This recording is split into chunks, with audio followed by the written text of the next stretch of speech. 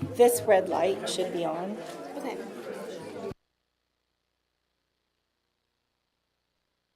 You just hit that button right Okay. there. And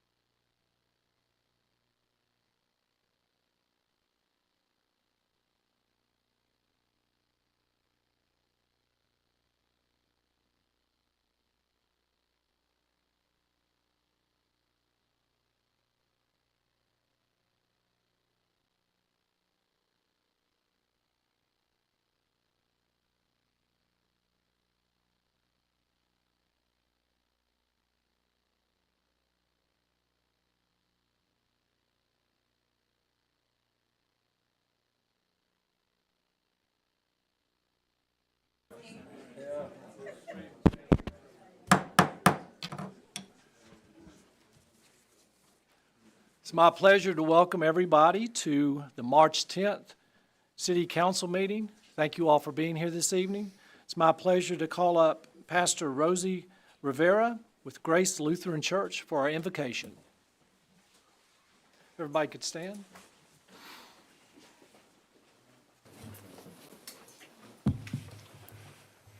Let us pray.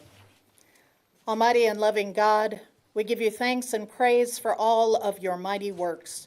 You are loving and good and gracious. Thank you for creating us and sustaining us day by day. Thank you that you have made us in your image to exist in community with all people. We thank you for our city. Thank you for our elected officials, the businesses, the churches, the families, and the individuals that make our city the great place that it is. But Lord, we also acknowledge that we do not deserve these good gifts. We're not worthy of your favor, and we have sinned against you in thought, word, and deed. We do things that we should not do, and we don't do the things that we should do. We have not loved you with our whole heart, and we have not loved our neighbors as ourselves. Gracious God, we ask for your forgiveness and give us hearts of obedience to your holy scriptures. We pray that you would be glorified tonight through the decisions of this city council. We pray that we would have the eyes to see how our lives are all connected and how our common good is upheld when we listen and respond to those most vulnerable among us. We pray that your kingdom come in Oak Ridge as it is in heaven through your power working in each of these servants. May your truth be revealed. May your light shine brighter. May the voices of those most silent be heard loud and clear. Defend their cause, O God, through this governing body tonight. We pray for wisdom, strength, and courage to do what is right and good for all citizens. May we put the interest of others above our own. May we act with love for the common good. May we be good neighbors, recognizing your image in every person here. We thank you again for this council, our mayor, our city staff, our first responders, our hospital staff, and all those who work to make this place we call home such a wonderful city. We pray this in the name of Jesus, whose perfect love sets us free from all our fears. Amen. Amen. Thank you. You're welcome. This time I would like to call up Sophie Metz to lead us in the Pledge of Allegiance. And Sophie is a senior at Oak Ridge High School, along with being an avid tennis player, as well as looking at a future in physical therapy. And we really appreciate you being here this evening. If you'll go ahead and lead us. I pledge allegiance to the flag of the United States of America and to the republic for which it stands, one nation, under God, indivisible, with liberty and justice for all. Thank you, Sophie. Appreciate it. Roll call, Madam Clerk. Mayor Pro Tem Dotson. Here. Councilmember Gleason. Mayor Gooch. Councilmember Hammond. Here. Councilmember Hensley. Here. Councilmember Hope. Here. And Councilmember Smith. Thank you, Ms. Hickman. Would you please go into the next item, proclamations and public recognitions? Yes, the first item is a public recognition of our spring 2025 City of Oak Ridge interns. Thank you. And I believe we have Lauren Gray to come up and introduce them. All right.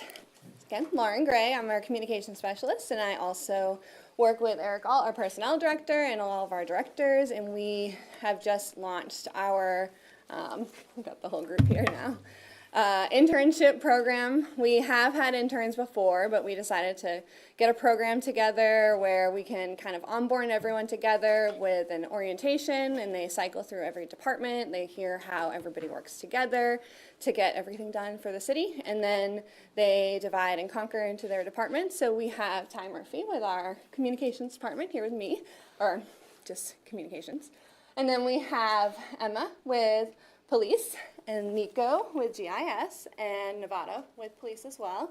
And I guess if they want to say anything about their experience so far, I know that they've gotten to get their hands wet a little bit and get experience in their departments a little, but they're still kind of Yeah, feeling Ms. Gray, things out. I believe that we would love to hear from our young leaders in our community. So if you would mind coming up to the podium and just say a few words about your experiences.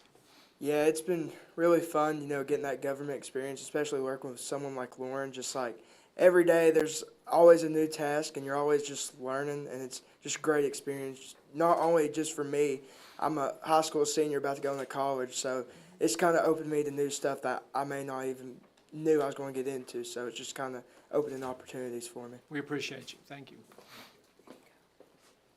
I've been working with Amy Davis with GIS, and we're currently making a map book of the whole city to use for different departments, and it's been fantastic. Not only has she been really helpful, but she's really been a mentor and just really nice. Working with the whole department's been very, very good and helpful. Good Thank to you. see you. Thank you. Yeah, it's given me definitely a new respect for law enforcement, potentially career in the future, maybe. Getting to interact with the police officers of the city is very rewarding and insightful. Getting to go through case files and learn new things, it's very awesome. Thank you very much. Honestly, it's been the same that they said. It's been good so far. Looking at potentially being a cop here, going through the process after the internship. And it's nice to get the feel of things before I actually make that big step into my career in the future. So. I think we're all proud of you all. Thank you.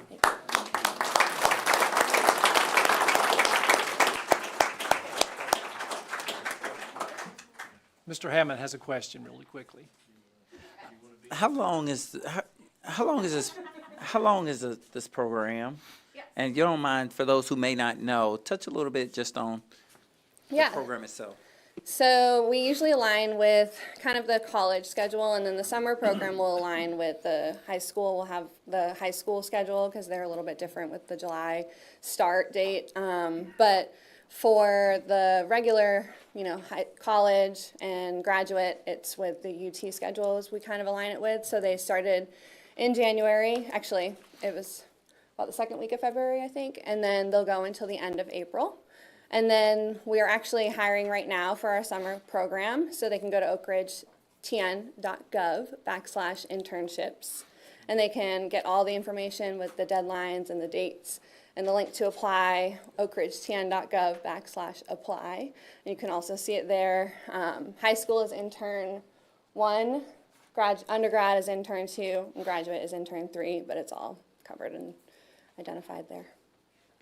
Any other questions? And it's about 20 to 30 hours a week. Okay. Thank you again. Appreciate it. Okay, Madam Clerk, next item, please.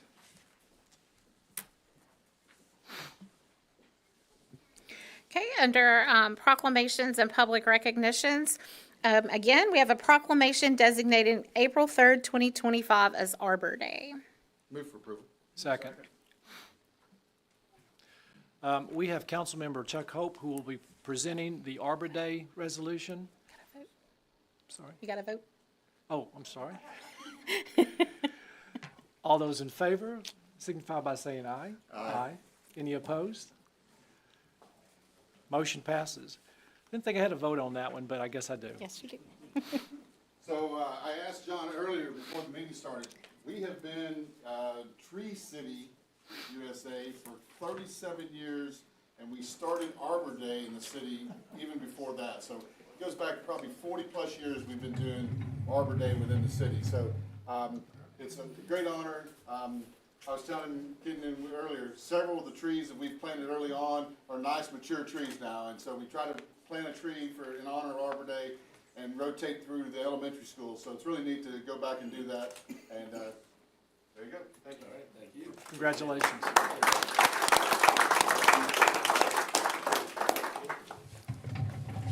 Okay, Madam Clerk, our next proclamation, please. A proclamation designating April 6th through 12th, 2025 as National Library Week. And I've asked Councilman Hensley to present this. If Ms. Fortner would come up, please. Move for approval. Second. All those in favor, signify by saying aye. It'll get better, I'm sure.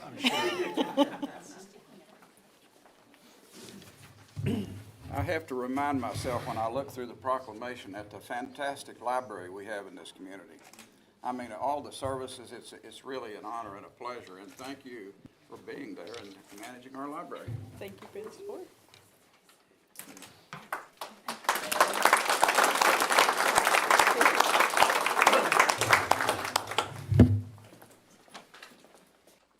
Okay, at this time, we're going to go to special reports. Ms. Hickman, please. Under special reports, we have the transmittal of the capital improvements program for fiscal years 2026 to 2031. Second. Okay. We're going to ask Mr. Whitson to come up, who's the chair of our planning commission. And at this time, I'd also like to have Councilman Hensley to go up, as he's a representative from the mayor for the planning commission.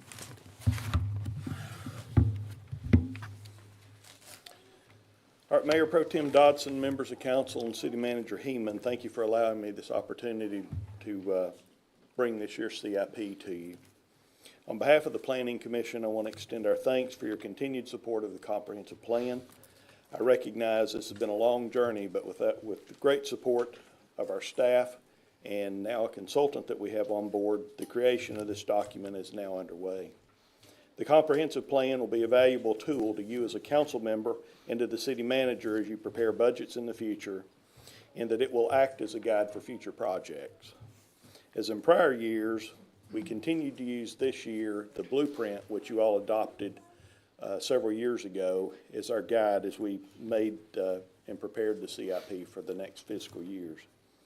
Included in your agenda packet is the CIP for fiscal years 2026 to 2031, as well as the rankings that were prepared and voted on by the Planning Commission. I would encourage each of you to review the transmittal letter that's included in that, as it outlines several projects that ranked high throughout this year's efforts. The top 10 projects as ranked by the Planning Commission for this year include the improvements to AK Bissell Park, Fire Station Number 2, Rarity Ridge Wastewater Treatment Plant, the new West End School, the animal shelter, the sewer collection system rehabilitation, mission critical technology for the police department, electric distribution system improvements, electric substation improvements, and then finally rounding out the 10th one, renovations to Woodland Elementary School. In addition to thanking each of you for your continued service, the Planning Commission wishes to extend its thanks to the department heads, and in particular to Ms. Jennifer Williams and Mr. Wayne Blasius of the Planning and Development Department for their continued support and cooperation in preparing this year's CIP document. The commitment and time that it takes to prepare this document is monumental, to say the least. Finally, I wish to thank my fellow planning commissioners for the time that they devote to make the CIP document that you can use as you prepare the budgets for our community and our future.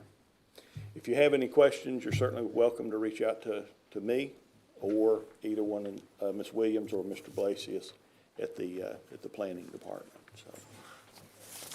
I'd ask Councilman Hensley to come up as well and say a few words as a representative for Mayor Gooch. Having been on the Planning Commission since most of the time since 1984, in period adding up to about 25 years, I want to congratulate you on your job as the chairman of the Planning Commission. I think you're doing an incredible job. Thank you. And I see the city moving forward with the help of the Planning Commission, so thank you very much. Yeah, thank you.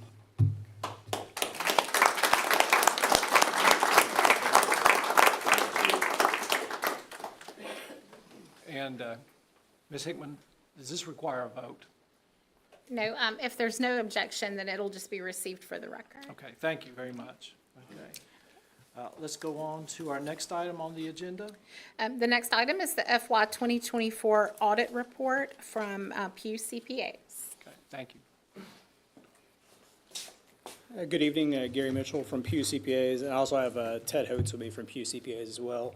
Wanted to first off thank you for allowing us to be the auditors of the city of Oak Ridge. We were previously the auditors of the city before 2013, and we were pleased to be chosen to get to be the auditors again. So it's our pleasure to serve the city.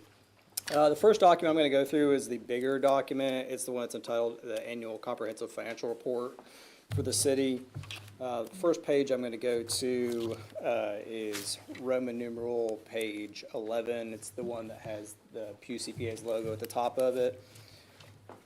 This is the independent auditor's report, so this is where we present our opinion on the financial statements themselves. The second paragraph of the opinion page states that in our opinion that these financial statements are presented fairly in all material respects. So this is a clean audit opinion, which is what you all would expect. So that's a good thing. I do want to also point out in this auditor's report, in case you're not aware of it, that Pew is engaged to audit the city, but we do not audit the financial statements of the Oak Ridge schools. That's done by a component auditor. In addition, the Oak Ridge Land Bank and the Public Schools Education Foundation are also audited by component auditors, and we rely on those reports as part of our financial statements as well. I'm going to flip over a few pages to the management's discussion and analysis, which, let me see, page specific I'm going to look at is Roman numeral page 17. The management's discussion and analysis is an overview of the financial statements, and it's made for somebody that wants a high-level overview of what's been going on in the city for the last couple of years. So I recommend that anybody that's interested to read it.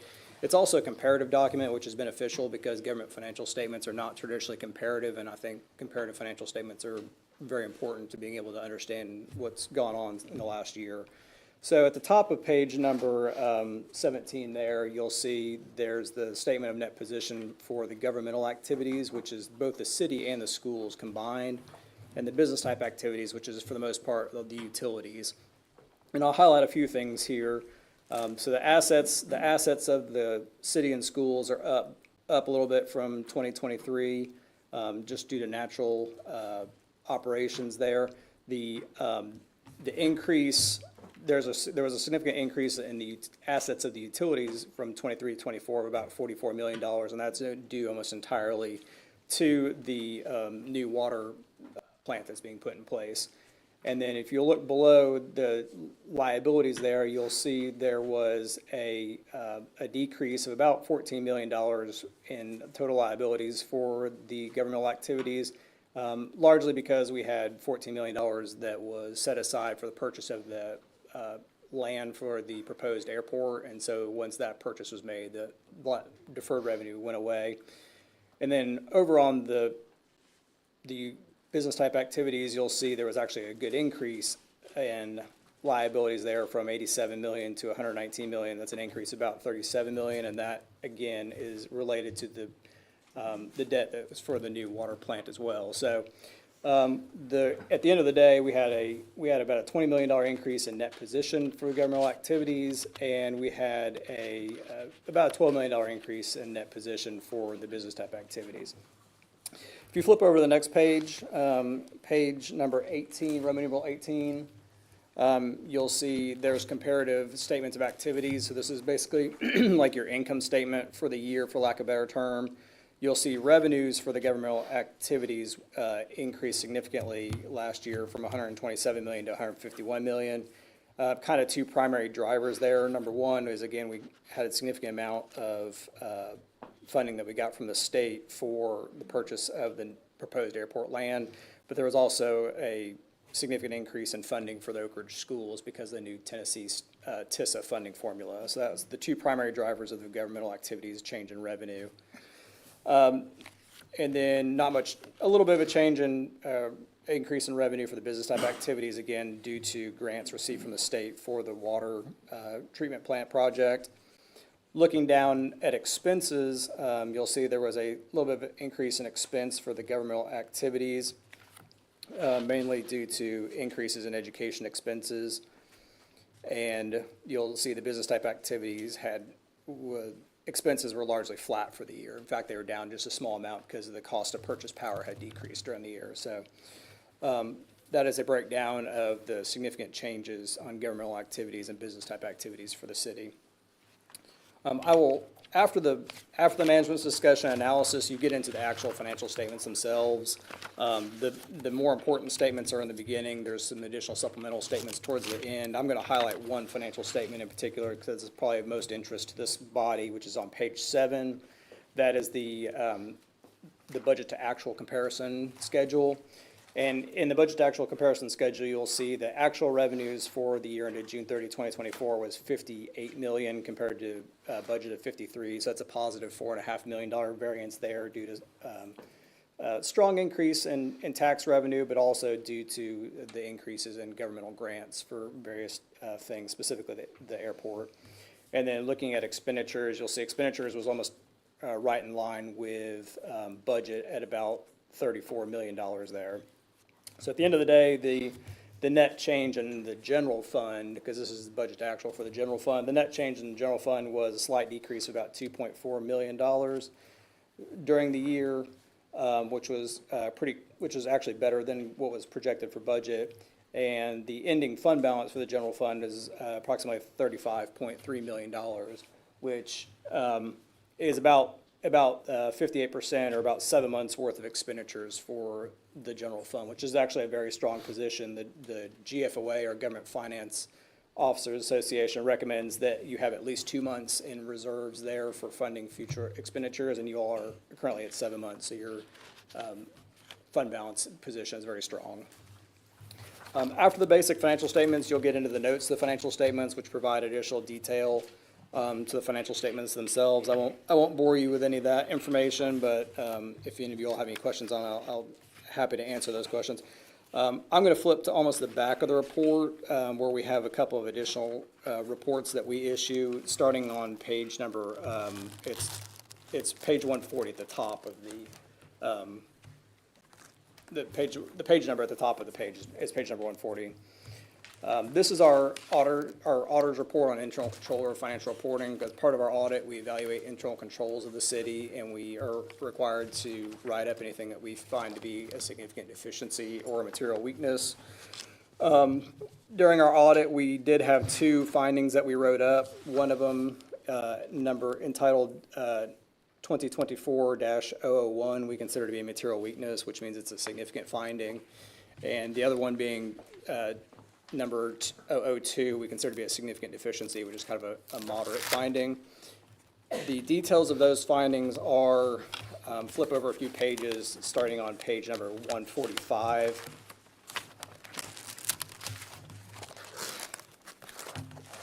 So finding number 1 was the financial reporting and account reconciliations in the Kayenta system.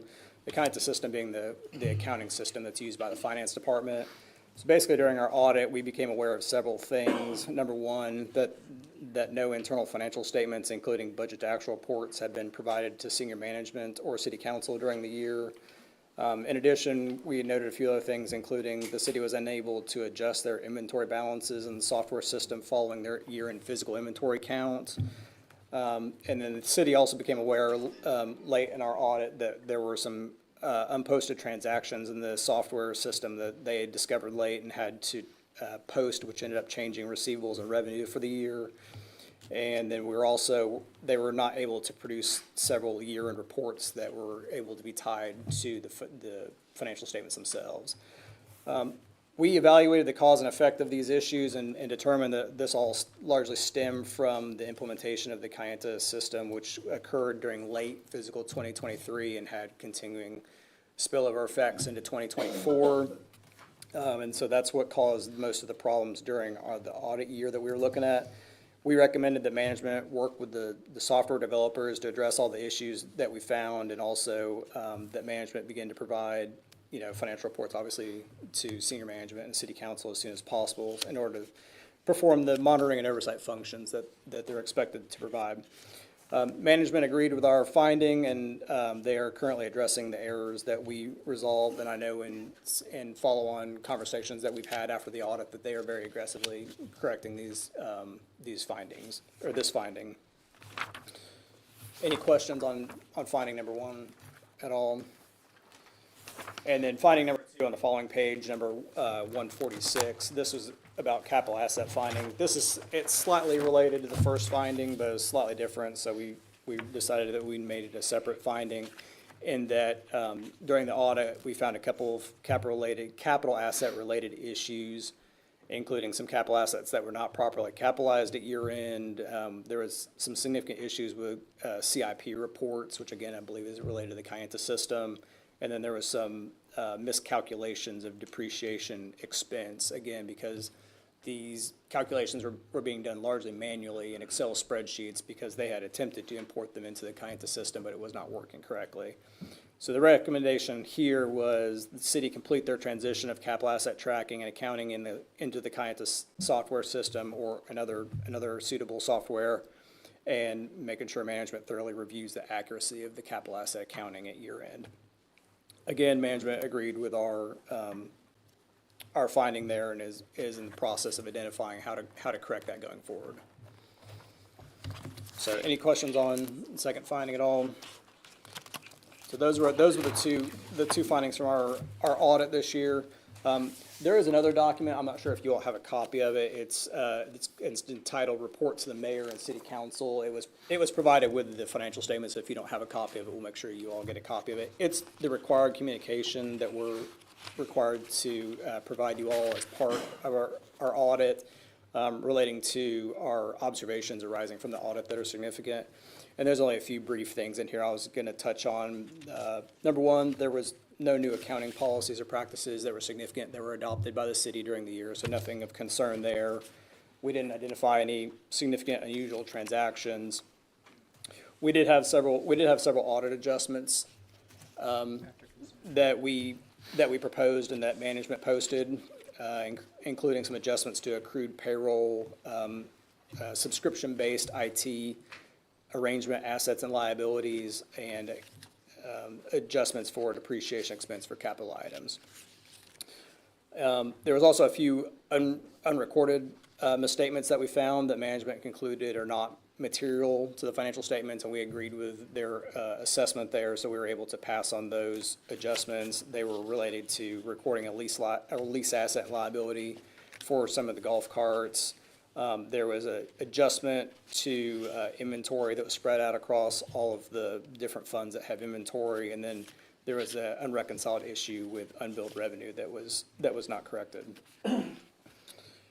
We were pleased to report that we did not have any significant disagreements with management during the audit process and did not have any significant difficulties in dealing with management during the audit process. Our only real issues were getting information out of the Kayenta system and getting them to agree to the underlying support. And then also as part of this document, there is a section about the significant accounting estimates that are part of the financial statements, because accounting estimates are an integral part of the preparation of financial statements, and they rely on management's judgment about formulating those estimates. And so we do lay those out in this report. We do evaluate those estimates to make sure they're reasonable and did not have any issues with any of them. So that concludes the second letter, and we'll make sure that you all get a copy of that if you don't already. So happy to take any questions if anybody has any. Any questions or comments from council? Yeah, question, but not necessarily, thank you for the audit, but this is more so for Mr. Heeman. I do see the letter with management's corrective action plan with regards to what's been stated. And my question is, it notes that the budget data, from what I'm understanding, a lot of the findings, or all of them, were related to the Kayenta kind of conversion. And in the response, in the corrective action, you state that the budget data has been imported into the Kayenta software system, and monthly reports for every department have been, created and shared with the managers each month. And I guess my question then, it goes on to say, well, management will work with Kayenta to eliminate the conversion deficiencies noted and plans to implement the training program to ensure that all software resources and reports are correct and being utilized. My question is, are we still in the process of transitioning and implementing Kayenta, or has it been implemented, but since the implementation, we found conversion deficiencies? That's a great question. It has been fully implemented, but every piece of it is not a piece that we have been using. And in the corrective action plan, you'll see that we just have gotten to the point where we're pulling out those monthly reports. We're going to do a couple of things that you'll see. And those are, we will probably bring in a third party to help us with some of the other implementation issues. Yep. I know we've got a proposal right now, so that'll be one piece of it. And the other piece is, we have just hired a budget manager to assist us with the budget moving forward, so that we're going to have a much more active role in ensuring that what goes into the system for the budget is easy to pull out of the system and is usable for managers. So those are the two big things that we've got going on. And, you know, Tom has played a great role in this, and Amy has helped. And I don't know, Tom, if you had anything you'd like to add to that, please feel free to. I'll just add that, you know, we certainly, management reports was something that I identified and were able to get put together pretty quickly. And Tanya Allen in our IS department was able to work with the different Kayenta systems. And so we're getting actually monthly reports now with all the data for every department broken down the same as it is, and even with more information that's in the budget. And on top of that, we created an interface with the Kayenta system, which is through a reporting system that actually lets us see each individual detail transaction within inside of that. So as we go through this budget year, we're meeting with every department and going through those transactions, making sure everything's coded correctly and that we know exactly what things are going on. So we have good data on that, and as soon as we kind of get that refined a little bit more, we'll be getting those quarterly reports to council so you guys can see exactly where we are in the budget process, and that will continue on every quarter moving forward from there. So those are some of the big things, but yeah, we definitely are going to need some outside resources to kind of get a little bit over the hump here. We are most of the way there, but we definitely are looking at some additional support in writing reports and getting data out of the system more efficiently. And as Randy mentioned, having an outside person come in and look at those last implementation issues, who has worked with Kayenta systems a lot and other to really just inform us how we can most effectively work with Kayenta to get these things over the finish line. So. Yep, and each of you sort of touched on I was beating down the line on substantial training program is what you're looking to implement.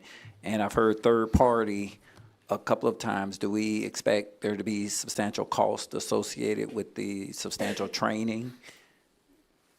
There will be some fairly significant costs, yeah. I mean, we're still identifying what that is. That's why we're bringing that in. But it is important that we all are able to use the system to its fullest. And so we expect it to cost, and we'll address that as we go into the budget process this year. Okay, and make sure so that's identified. these costs that we're anticipating them showing up in the 2025 fiscal budget proposal, or are we trying to identify ways to address that even in 2024 fiscal year? They'll be addressed in 2020, this current fiscal year. We're not going to wait on next budget year. Okay, So and we'll be bringing a proposal to you quite soon. Probably next month, you'll hear more about this. Okay, thank you. Mm-hmm. Randy, Tom, I got one quick question. Have we contacted Kayenta? I know that we've paid them a significant amount of money for the new software program and the implementation of that. Is there any recourse back to Kayenta as far as some of the report training? Is that something we do with them? I know you said third party, but is there any recourse back to them to get us to use the software in a more efficient manner? Yeah, absolutely. And Kayenta wants to partner with us on that. One of the recommendations that they had and we came as was to bring that third party in to kind of bridge some of these areas where we can, finish the implementation up. They recognize that there are some things that they still need to finish on their end and to do. So it'll be a partnership. We definitely will be working with them in communication, but we're trying to make sure that we have everything organized and identified, and we meet with them regularly, and we will continue to do so and get these all figured out. So, Thank you. Any other comments from council? Okay. Seeing none, thank you so much for your report. Thanks, guys. Do we need to approve it? No, we don't. We don't need to approve this. You just receive it for the Just record. receive it. Okay, Madam Clerk, if you'll move on to our next agenda item, please. The next item is the consent agenda. Move for approval. Second. We have a motion and a second. Any discussion? Okay, I've got something to read with regard to that and give our citizens an opportunity. Does any citizen wish to speak on a consent agenda item? If no one does, we would just say we're seeing none and then in favor, and we will go ahead and move on. But at this point, we're going to give audience members an opportunity to address anything that's on the consent agenda or any items that are on any part of the agenda this evening, okay? Anyone in the audience would like to mention anything, or It's actually just the consent agenda right now. just the consent Just agenda? Yep. consent agenda right now. Yeah, definitely. Okay, don't see any. All those in favor signify by saying aye. Aye. Votes 5-0. Motion carries. 4-0. Excuse me. Thank goodness. Okay, we're going to move on to the next item, Madam Clerk. So I And- believe you had an yeah. item you wanted to bring further up on the agenda if there was no objection. And if there's no objections from City Council, what I'd like to do is I'd like to move up item D under resolutions.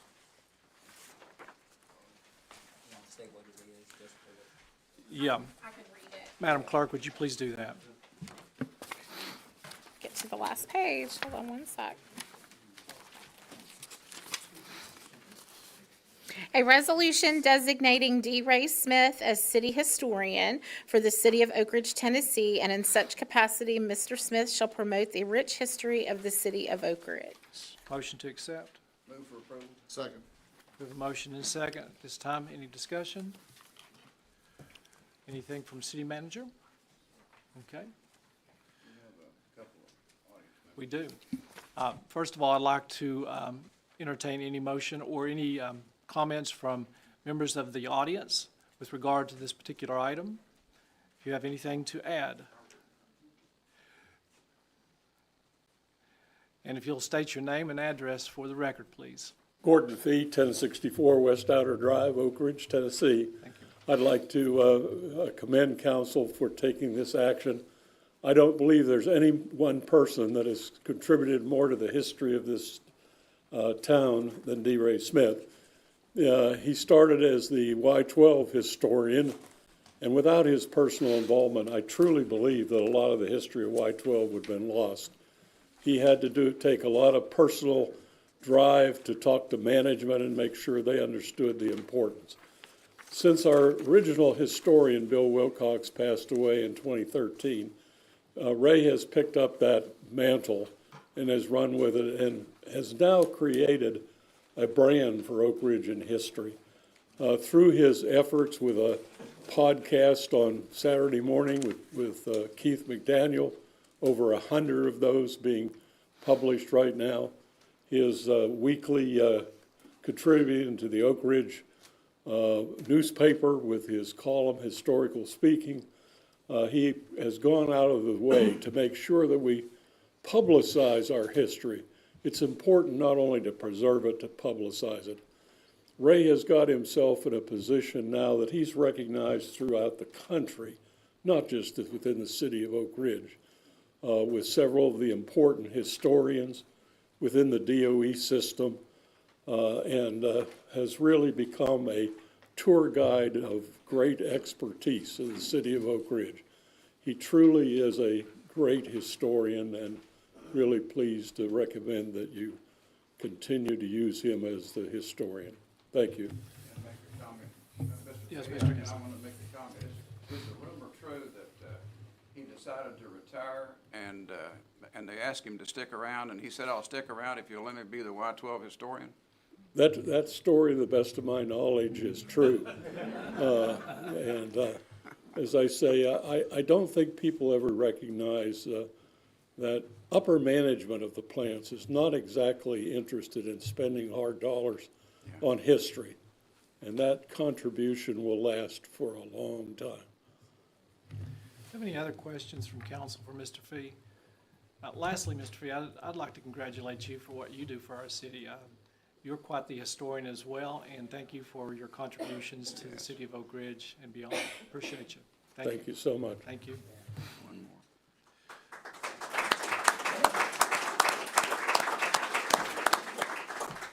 So, sir, I think I know you, but go ahead and state your name and So, address. David Bradshaw, 112 Wiltshire Drive here in Oak Ridge. I fully support this and could not say it better than Gordon Fee. There's a lot of people who know parts of Oak Ridge history, the science, the great project that was a Manhattan Project, segregation and integration, all the things that make us a historical city.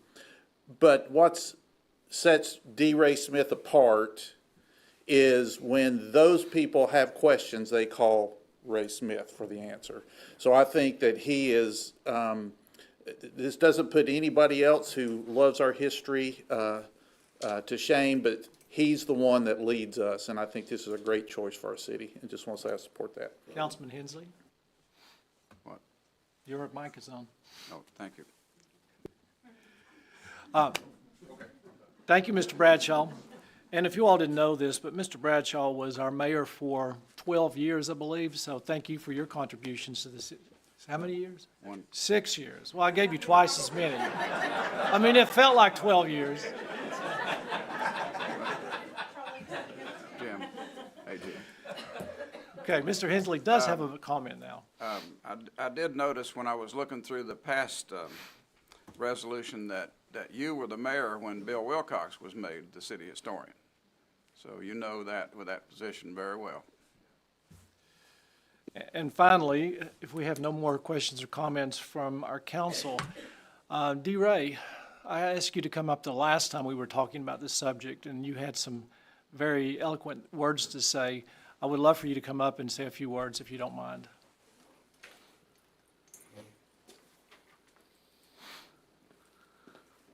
I have yet to have an opportunity to speak about Oak Ridge and not do it.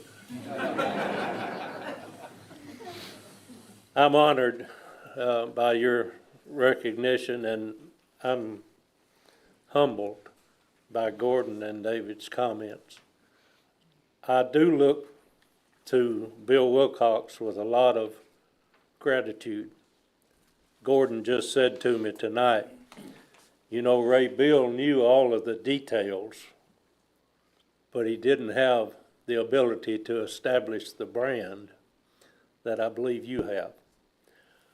I really am proud that he feels that way, because I think that brand idea of the history of Oak Ridge is a very important one.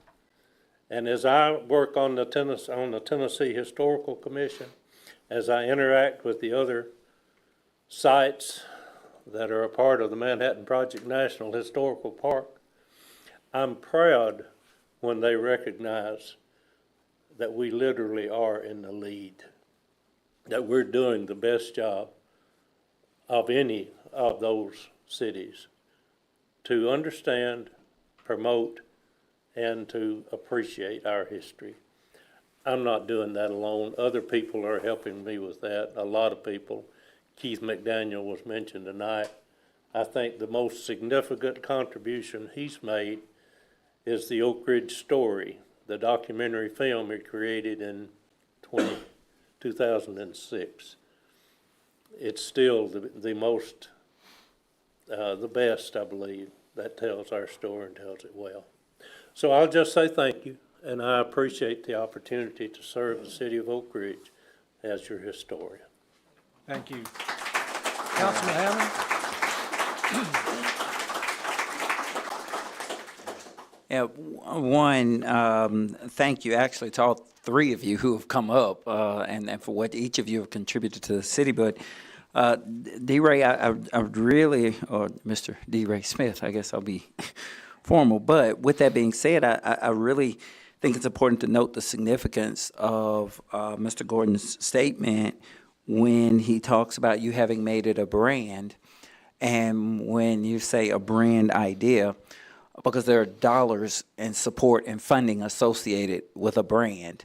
At least I know two of the grants, whether it's the community development grant that was $2 million for the community and working with the free medical clinic and getting a clinic in there, and also the $20 million for the affordable housing project. We were able to leverage the grants, and you heard the audit report talk about the number of grants that we are getting. And part of that is because we now have a brand that shapes our narrative in such a way that it influences grant those who are giving out grants, so that we're receiving a lot of those grants. And so there is a significant dollar value to the work that you do and the impact that those dollars have on this city. So it's when we say a brand idea and the brand value, that's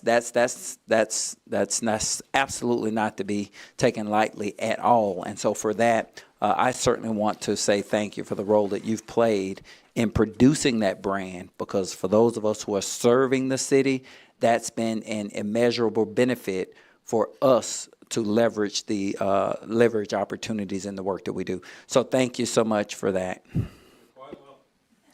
Any other comments from council? D-Ray, you need to stay around for this. All those in favor signify by saying aye. Aye. Any opposed? 4-0, the motion carries. You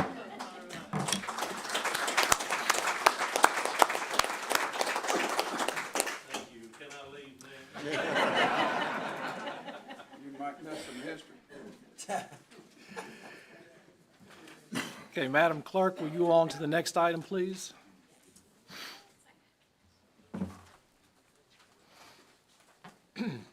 Under public hearings and first reading of ordinances, we have an ordinance to amend ordinance number 2 titled the zoning ordinance of the city of Oak Ridge, Tennessee by amending the following sections. Section 14.07 titled signs for residential districts. Section 14.09 titled signs for education districts. Section 14.10 titled Signs for Office Institutional Districts. Section 14.11 titled Signs for Neighborhood Business Districts.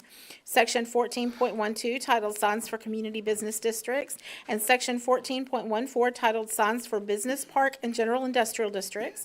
All for the purpose of eliminating the height restrictions for wall signs, except that the top of the wall sign can be no higher than the building's apparent roof line or cornice, and to allow internal direct illumination of wall signs in all districts except residential ones, provided the illuminated wall sign does not face an R1 or R2 zoning district. And official public hearing will happen on second reading.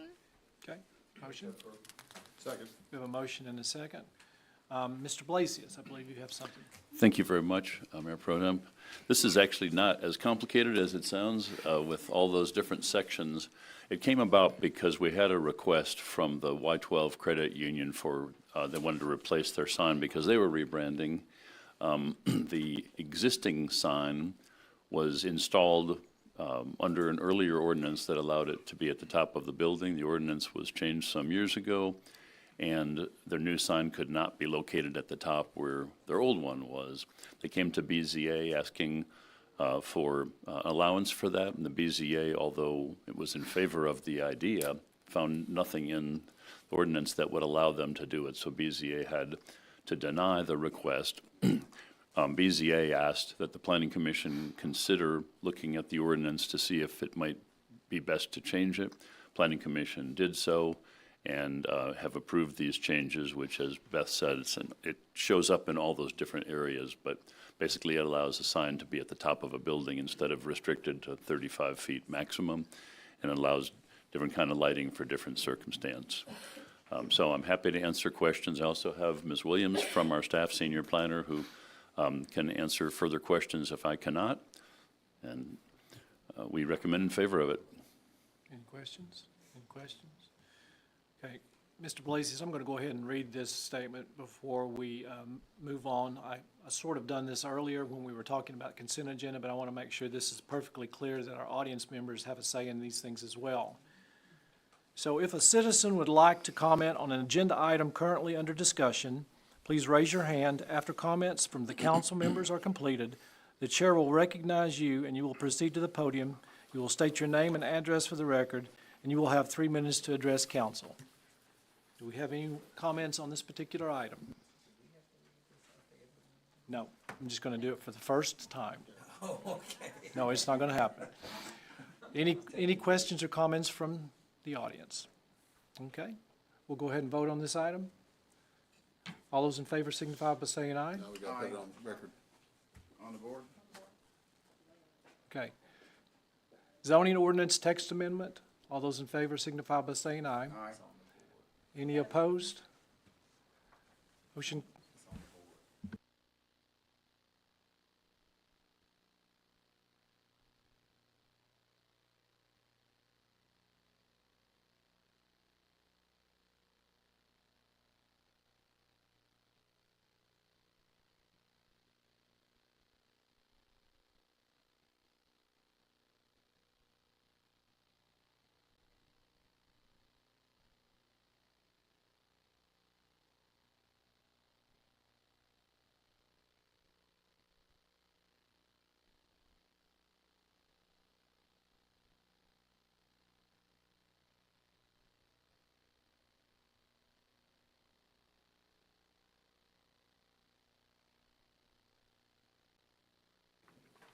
An ordinance to amend the Code of Ordinances, City of Oak Ridge, Tennessee, Title 10, titled Animal Control, Chapter 1, titled General Provisions, Section 10-105, titled Registration of Dogs and Cats, subsection 1, to establish the annual registration fee for dogs and cats will be set by city policy.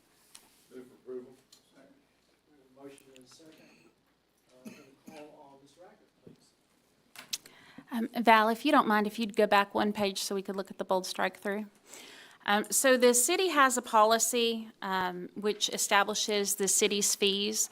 There is a city code section that allows those to be set by a policy. And when staff is looking at updating those fees right now, and in the process of doing that, we noticed that the registration fee for dogs and cats is set forth in that policy as well as in the city code. So we needed to take it out of one of those, and we decided that we would take it out of the city code and just put it in the fee policy. So the recommendation is to change the language to the way you see it on the bold strike through, to just specify in there that we would set that registration fee by the policy that is authorized by City Code Section 1-203, and to specify that the city could charge a lower registration fee, which is what we do currently, for animals that are spayed or neutered.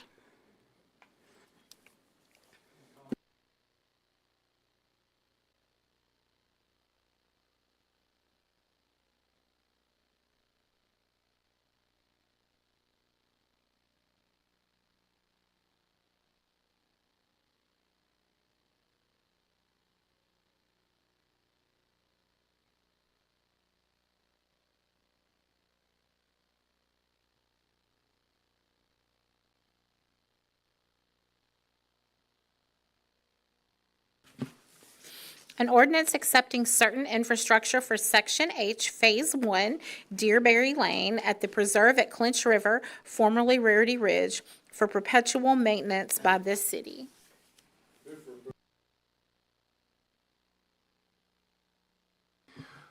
We've got three very small acceptances here. The first one is Deerberry Circle, which is just basically a one-way in, one-way out circle.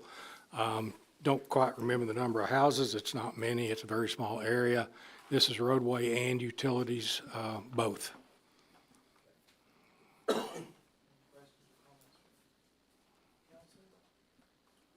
Quick. Mr. Flynn, as far as us accepting this, they've met all requirements from the city as far as when they turn this over to us, your team has gone out, everything's passed as far as the way it goes? We normally inspect this stuff. We do a punch list. They satisfy that. Then when we're ready to take it over, your acceptance will constitute the start of a one-year warranty bond. Okay. And then after that, it's in our perpetual care? Correct. Okay, thank you. Okay. Any other comments from council? Any comments from the audience on this particular item? Seeing none, we'll go to the board. Infrastructure acceptance, Deerberry Lane.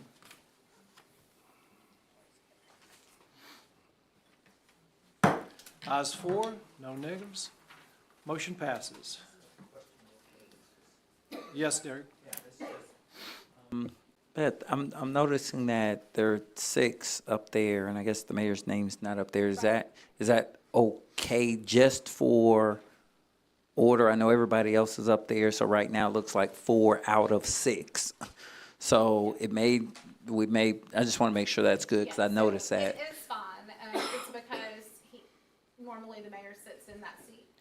And so I pull Mr. Dotson over to that seat. And I didn't know that, I mean, I knew Ms. Smith wasn't going to be here, but I didn't know Mr. Leeson wasn't going to be here until I already set this up. Oh, So it's okay. fine. So it's okay? Yeah, Okay. as long as it gets 4 votes, Okay. it requires to get a minimum of 4 votes. Okay, I thought so, but I just wanted to be sure. As I kept seeing that, I was like, I gotta stop and ask. Okay, thanks. Okay, you're welcome, thank you. You'll move on to the next item, please. An ordinance accepting certain infrastructure for Section L, Phase 2, Boysenberry Drive at the preserve at Clinch River, formerly Rarity Ridge, for perpetual maintenance by the city. You have a motion? Move for approval. Second. We have a motion and a second. Mr. Flynn, please. This is another acceptance. This is a short road that runs between Rarity Ridge He needs to turn his mic Parkway on. and Broadberry. Typically, and this applies to all 3 of these, but did I lose my sound? Okay, thank you. Typically, we take whole sections, but because of the original acceptance all the way back to when this was Rarity Ridge, the portion of Rarity Ridge Parkway in front of the clubhouse area actually never got platted. That broke the whole subsection up. So what ends up happening is that as streets are getting accepted, or in one case here, just utilities, we're doing this piecemeal instead of as a whole section like we normally would. That's the reason there's 3 of these instead of 1 section. Understand, yes, thank you. Any questions from council? Okay, I'm going to look at my audience. Any questions or comments from our council or our audience, please? Okay, seeing none, we're going to go to the board. Infrastructure acceptance on Boysenberry Drive.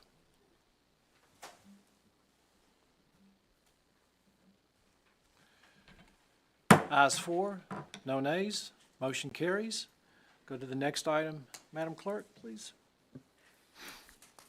An ordinance accepting certain infrastructure for Section L, Phases 3 through 6, townhouse along Broadberry at the preserve at Clinch River, formerly Rarity Ridge, for perpetual maintenance by the city. So moved. We have a motion and a second. Mr. Flynn, this is our last time together. Go ahead. And this one really is piecemealed because Broadberry had already been accepted, so we're really just taking utilities here. Okay. Very small acceptance. Okay, looking around the dais. Councilman Hope, do you have a, no? All good. Anybody in the audience have any comments? Okay, thank you. Go ahead and vote on this. Infrastructure acceptance, townhouse, Boysenberry.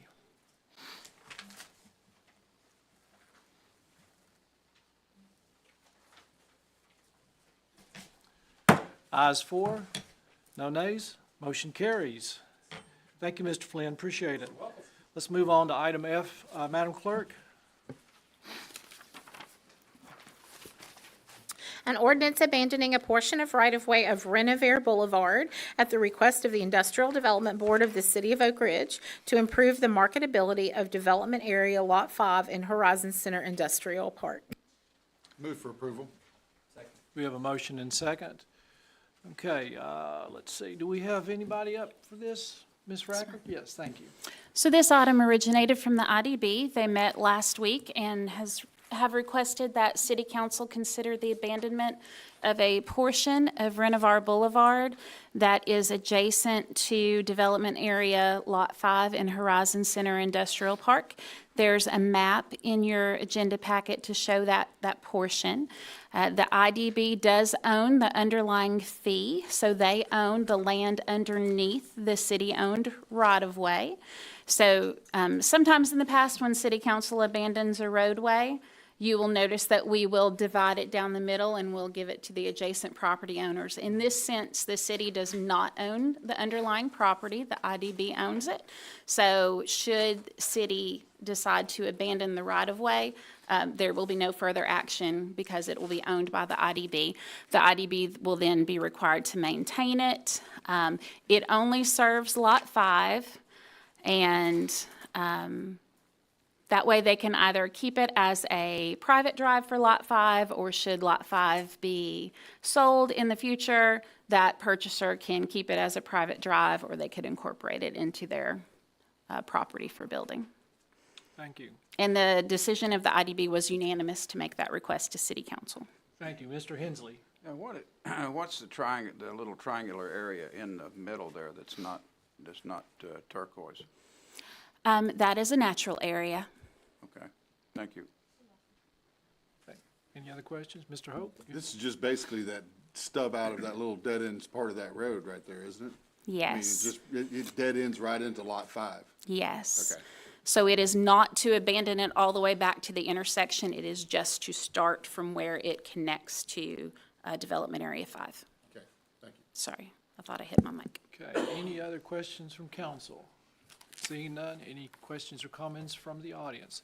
Yes, sir, if you'll come on up. Doug.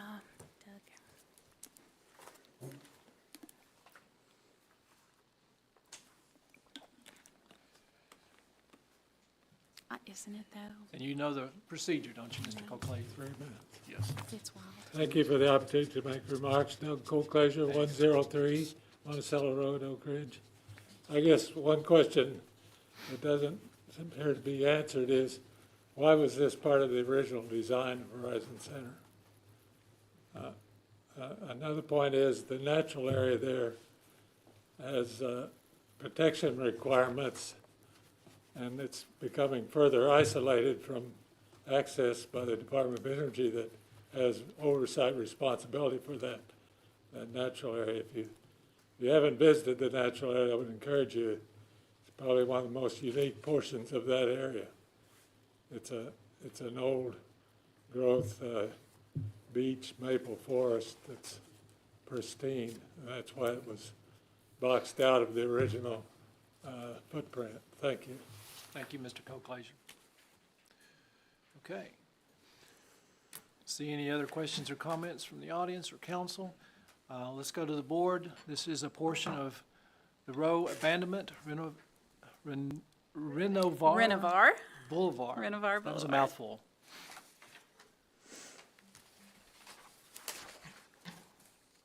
Ayes 4, no nays.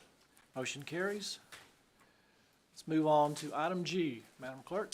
An ordinance to amend ordinance number 27-85 titled A Personnel Plan for Employees of the City of Oak Ridge, Tennessee, as amended by deleting section 7.2.c titled Residency Policy and substituting therefore a new section 7.2.c of the same title to define which employees are required to reside in the city limits. Move for approval. We have a motion and second. Okay, Mr. Alt, thank you. All right, good evening, everyone. For three of you, this will be a fairly familiar item because we talked about it at our City Council Compensation Committee a few weeks ago. But we also discussed this at our January work session. So city staff is proposing a change to our residency policy. Residency policy, as it's currently defined, is salary-based within our ordinance. Every position that is pay grade U or higher, which generally speaking is department directors, but there are a few non-director positions as well, such as senior staff attorney, must reside within the city of Oak Ridge if you are hired after a certain date. What we are proposing to do tonight is, on first reading, change that policy to be specific position-based. And that would be 6 specific positions within the city manager, which that's also included in the city charter, the deputy city manager, the fire chief, the police chief, the electric director, and the public works director. Those 6 positions were chosen because they are generally speaking the ones that would need to respond in the event of an emergency situation. In addition to that, we need to change a policy as well to bring us into compliance with state law. Tennessee Code annotated Section 85107. To summarize, it basically says you cannot penalize current employees for non-residency in the city. In order to be in compliance with that, we need to make it clear that if a current employee were to be promoted to those positions, they would not be required to move to the city if they were selected, nor would they be disqualified from consideration if they do not live in the city. We have, like I said previously, we've discussed this item with the City Council Compensation Committee. They unanimously voiced their support for this item. We have also discussed this item with the city's Personnel Advisory Board. They voted 5-0 to recommend approval of this item as well. For several reasons. One, this change would bring us into compliance with our neighboring cities. I requested information from my fellow HR directors across the state. I got 13 responses back, 14 responses. Only 2 cities currently have any sort of residency requirement for employees. One of those cities required the employees to live within the county that city resides in. However, they also said there are exceptions to that rule. The other city specified certain positions must live in the city limits and other positions must live within the urban growth boundary, which adds significantly more flexibility to those potential employees. Our current residency policy also, to be frank, is a bit of a hindrance when trying to do recruitment for these high-level positions. For example, we're currently recruiting for finance director. And during the process of that recruitment, we have received questions about the residency policy because for transparency's sake, we do tell people up front. And people have asked us, how strict is your residency policy? You know, I live in the greater Knoxville area. Would I really be required to move to Oak Ridge when I could reasonably commute to the city? So taking all those factors into account, we are requesting tonight for this change. Thank you, Mr. Alt. Ms. Racker, did you have anything to add to this? No, I think he did. I'm just going to have to talk loud. No, I think he did a fairly good summary of that. We are trying to be in compliance with that statutory language and looking at which positions make more logical sense to be residents of the city based on their position as opposed to a pay grade. And we've just carried that pay grade on through the city, at least during my entire tenure that I've worked here. So I don't know when it originated, but I know it's been here as long as I've been here, so. Thank you, Ms. Racker. Thank you, Eric. We'll go ahead and move to Mr. Hensley. Yeah, is it clear, Mr. Alt, that you say the finance director is not covered by this? Correct. If this change were adopted, the finance director would not be required to live in city limits. What's the thinking there? I mean, they're pretty much in tune with the inner workings of the city. But I'll reiterate that, we're going to a necessity-based, people that need to be in to respond for emergencies, which are typically your public works, electric, police, fire.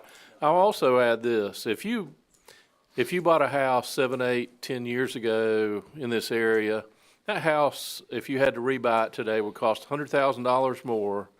And if you had to refinance it, you're going to get an extra 3 or so plus % rate. So it is a market disadvantage for those that don't need to be here because of an emergency response issue. And that's with every house. It's not to say houses are more expensive in Oak Ridge. That's anywhere in the market. So it will help us recruit for those positions that do not need to be here necessarily quickly in an emergency. Mm-hmm. Thank you, Mr. Heeman. Mr. Hope is actually chair of the Compensation Committee. Ask him if he'd say a few words about this. Yeah, no, Eric's done an excellent job of explaining it tonight. We were all briefed on this at our last meeting. The comments and the questions we had were answered during the meeting, so we're in full compliance with this. Okay, thank you. Okay, any other comments? Okay, we're going to go ahead and go to the board. Personnel Ordinance Amendment, Residency Policy. Go ahead and vote. Ayes 4, no nays. Motion passes. Thank you, Mr. Alt. Okay, if we can move on to our next item agenda. We have final adoption of ordinances, and we have an ordinance to amend ordinance number 2, titled the zoning ordinance of the city of Oak Ridge, Tennessee, by amending the zoning map which is made a part of the ordinance by changing the zoning district of parcel 039.00, Anderson County Tax Map 100A, Group C, containing approximately 3.6 acres from R3 PUD Medium-Density Residential District with a planned unit development overlay to R3 Medium-Density Residential District, said parcel being located at 113 Lafayette Drive, and a public hearing is required.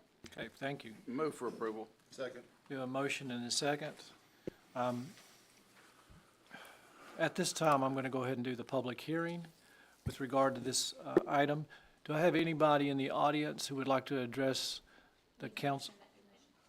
Yeah, do I have a motion? Second. Sorry. Motion and second to open the public hearing. Okay, we're going to go ahead now.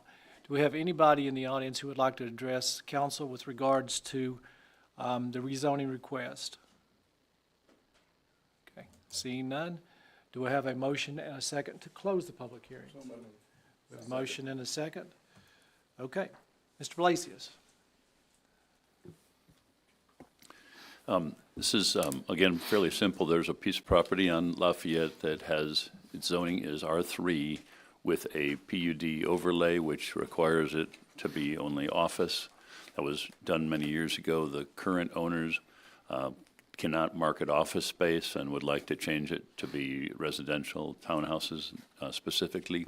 And so they want to remove the PUD overlay that restricts it to office only. Happy to answer further questions, and Ms. Williams, I believe, is still here if we have questions that I can't answer. Any questions? I'm sorry, I should say that it was approved by Planning Commission and is recommended by staff. Okay. Looking in the audience, don't see any questions from the audience. Okay, let's go to the board. Rezoning request 113 Lafayette Drive. Go ahead and cast your votes.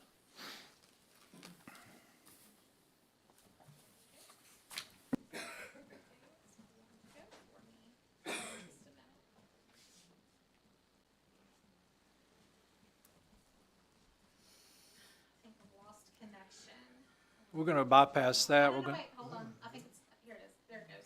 Yeah, You got it? we got it. It flickered for a second. Okay, now it's coming up. Okay. Ayes 4, no nays. Motion carries. Okay, we're going to move on to item B, please. An ordinance to amend ordinance number 27-85, titled A Personnel Plan for Employees of the City of Oak Ridge, Tennessee, as amended, by deleting section 7.2.b titled Nepotism, and substituting therefore a new section 7.2.b of the same title to prohibit direct line supervision of family members. Move for approval. Second. We have a motion and a second. Mr. Alt. So, Mr. Alt will talk about this item, but I just wanted to let you know in your packet is a substitute ordinance both for this item and the next item, because when we brought this to you for first reading, it had not yet gone to PAB. We took it to PAB in between. So the only difference between the original ordinance and the substitute is the inclusion of the PAB date in their recommendation. So when you get to this item, if you would please make a motion to place the substitute on the floor, and then you'll need to vote on that amendment to place that one on the floor, and then vote for approval, so it'll be a 2-vote. Thank you. So moved. Second. We have a motion and a second. Put the substitute. To put the substitute on the floor. I appreciate it. Got the language right, okay? Okay, And then you can go ahead and approve the motion for the substitute. okay. You don't have to have that on You don't have to use the board. You can do that by Gotcha, voice. We'll You can do that by voice, I promise. Okay. All those in favor of the substitute, signify by saying aye. Okay. Any opposed? Okay, it All right. carries. So now the item that you will be voting on is the substitute ordinance that has that information on it. And when you do vote on that, it will be on the board, and then I'm going to turn it over to Mr. Alt. All right. Now that that's out of the way. This is our second reading of the proposed change to the nepotism ordinance. Current nepotism ordinance requires that employees who are considered close family relations as defined in the ordinance cannot work within the same department. This can create some headaches for us with recruitment, especially in our larger departments where functionally speaking, family members could work in two totally separate areas. In the building we're in with Public Works, for example, one person could work in engineering, the other could work at the water treatment plant, and would almost never interact on a day-to-day basis, but this policy says they cannot work together. We are proposing to change that to say that employees of a close family relation cannot directly supervise each other. Like Tammy said earlier, we took this to the Personnel Advisory Board. The Personnel Advisory Board unanimously voted to recommend approval of this change. Okay. Any questions from council?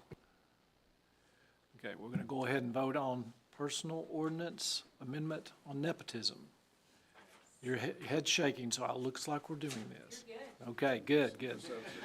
It's on the board.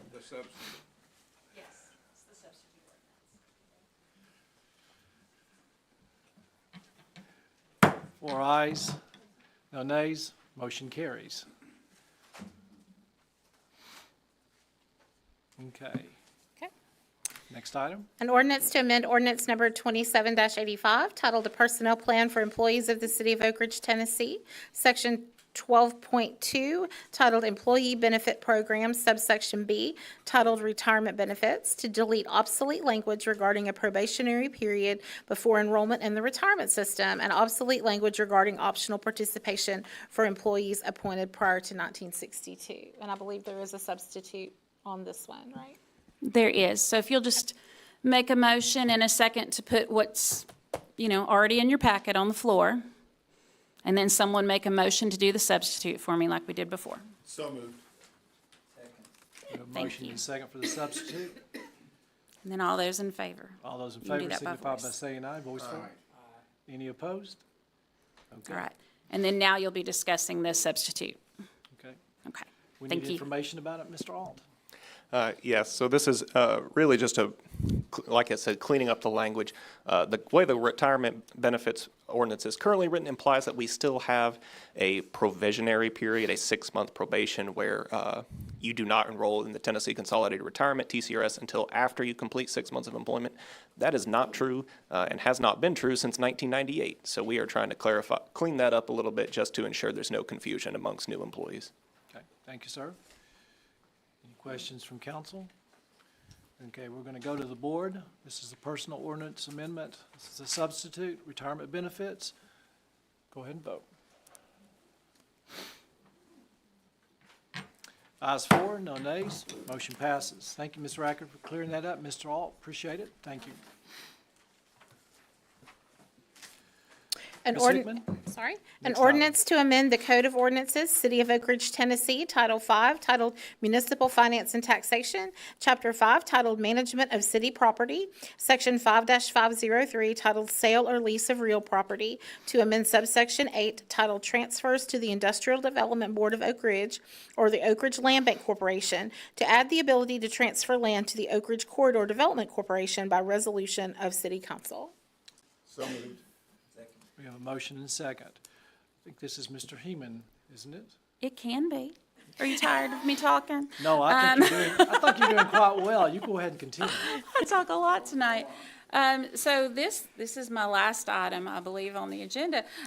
So there is no substitute with this ordinance. This is exactly the same as was approved on first reading. So this is an amendment to section 5-503.8 in the city code. The city code makes reference to the IDB as well as the land bank, because those were our existing entities that the city would transfer properties to. And now that there is the Oak Ridge Corridor Development Corporation in existence, the city manager asked that we add that into the city code formally as well. So that is what this item does. Thank you, Ms. Rackard. You're welcome. Mr. Hensley. Yeah, good. Do you have a list of who the members of the Oak Ridge Development Corporation are? I'm going to pass that over. I did not bring that list with me, but I can tell you it is chaired by Gerald Boyd.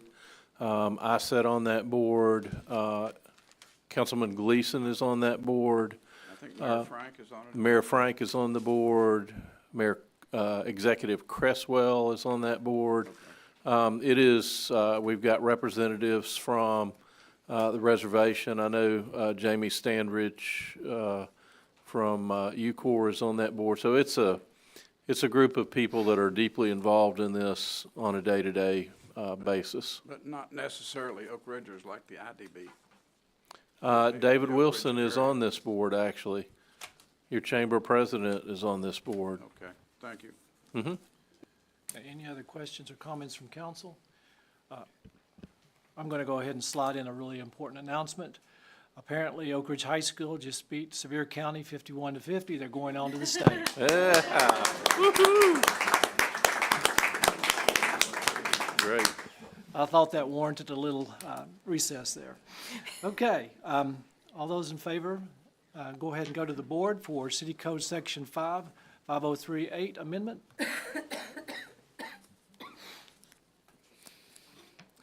Ayes 4, no nays, motion carries. Okay, I think we're going on to resolutions, Madam Clerk. A resolution authorizing the return of $500,000 in donated funds to the UT Battelle Development Corporation. Move for approval. Second. We have a motion and second. Okay, Mr. Heeman. Yes, sir. Back in 2021, the UT Battelle Development Corporation offered $500,000 for the support of an airport at the East Tennessee Technology Park. Once we abandoned that location for an airport after Arano came to town, which was the $5 billion proposed development, UT Battelle requested that this funding would be returned to them since it no longer would be used at ETTP. They have suggested that should another location come about, that they would reconsider a donation to the airport, but because this is not in keeping with the original agreement, we would suggest that it be returned to them at their request. Any comments from council? Any comments from the audience members?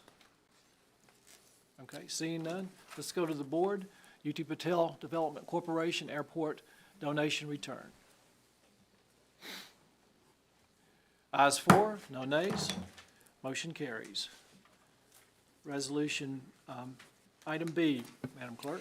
A resolution awarding a contract to Powell Brothers Mechanical Contractors, Clinton, Tennessee, for the purchase and installation of a replacement HVAC system for the Scarborough Community Center in an amount not to exceed $119,518.30. Move for approval. Second. We have a motion and second. Mr. Blasius. Thank you. I know you'll be voting on them separately, but let me describe items B and C because it's the same thing in the interest of time. These are two projects that are funded from our Community Development Block Grant Program. They're 100% funding, so there's no match from you on these. They're mentioned in Budget and Finance Committee the other day. Mr. Hammond was there, but we have 3 different HUD approvals that are pending, and the way the bids were written, they're contingent on those HUD approvals. It's nothing that we've made all information available that needed to go to HUD. We're waiting for their response. Things are a little slow in Washington these days, so we don't know exactly when those boxes will get checked. There's no issue with it other than we can't spend the money until the boxes get checked. So, as said, with legal department's help, we made sure to write bid specs that made those contingent. But assuming that they get those approvals get made, we will be replacing the HVAC at the Scarborough Center and doing sidewalks in the Woodland neighborhood. Okay, any comments from council? Mr. Hammond? So, and this is just to follow up on some of the conversation we had during the, these 2 projects, are these the only community development projects that are impacted by the federal, what's going on with the federal government and these? At this time, you know, we don't know what will happen in future years on funding, but at this moment, yes.